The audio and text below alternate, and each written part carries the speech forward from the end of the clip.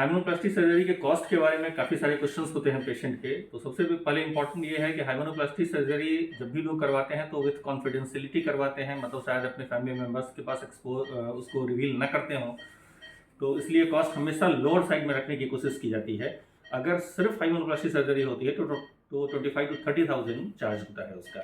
लेकिन कई बार hymenoplasty surgery के साथ लेबियोप्लास्टी, मतलब एक aesthetic appearance of the labia, वो देना होता है। या कभी कभी अगर पहले से मैरिज हो चुका हो, चाइल्ड बर्थ हो चुका हो, या विजाइनल लैक्सिटी हो, लूजनिंग हो, तो उसमें विजाइनल टाइटनिंग भी की जाती है। तो ऐसे में चार्ज थोड़ा इंक्रीज करता है और यूजुअली 40 to 50,000 तक मैक्सिमम चार्ज जाता है।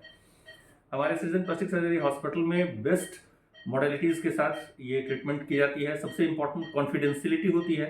तो पेशेंट के जो भी इंफॉर्मेशंस हैं या उनके जो भी डॉक्यूमेंटेशन या बाकी चीज़ें हैं वो फुल्ली कॉन्फिडेंशियल होता है।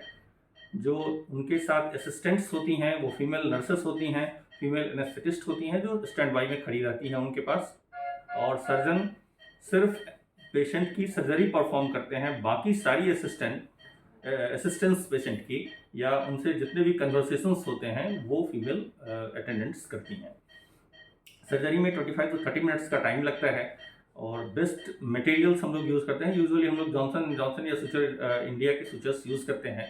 हाइमेनोप्लास्टी सर्जरी एक आर्ट है, मतलब उसमें एक सर्जरी जस्ट एक परफॉर्म नहीं करना है, बल्कि कुछ ऐसा रिकन्स्ट्रक्ट करके बनाना है जिसमें कि कोई सर्जरी का स्टिग्मा, कोई स्कार, ऐसा कुछ भी ना हो और एक नॉर्मल अपीयरेंस का हाइमेन डिजाइनर वो दिखे, ताकि जिस पर्पस के लिए वो करवा रही हैं मैरिज से पहले वो फुलफिल हो।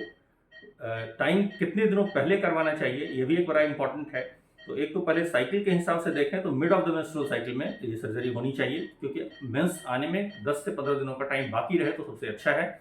और अगर मैरिज के पॉइंट से देखें तो कम से कम 1 से 2 महीने पहले ये सर्जरी करवा लेनी चाहिए। और विद इन 6 मंथ्स अगर करवाते हैं सर्जरी बिफोर मैरिज तो वो अच्छा टाइम होता है।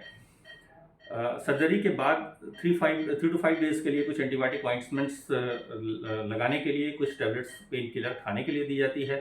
रेस्ट की बहुत ज़रूरत नहीं होती है। ये डे केयर में सर्जरी करवा के और फिर से अपने नॉर्मल एक्टिविटी को 1-2 घंटे के बाद रिज्यूम कर लेते हैं।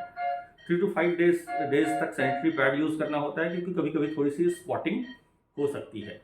तो ये कुछ कॉमन क्वेश्चंस थे जिनके बारे में पेशेंट्स की क्वेरीज होती हैं। मैं doctor Pankaj, plastic and cosmetic surgeon, MCS plastic surgery, practising in Ranchi at सिजन प्लास्टिक सर्जरी हॉस्पिटल, झारखंड।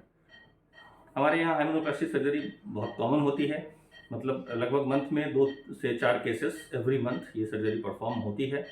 और एक बार फिर से लोग जो पेशेंट्स होते हैं उनके एश्योरेंस के लिए कि कॉन्फिडेंशियली सबसे इम्पॉर्टेंट है इस सर्जरी में, जो प्रॉपरली मेंटेन की जाती है। तो मिलते हैं किसी और वीडियो में किसी और इन्फॉर्मेशन के साथ, तब तक के लिए नमस्ते।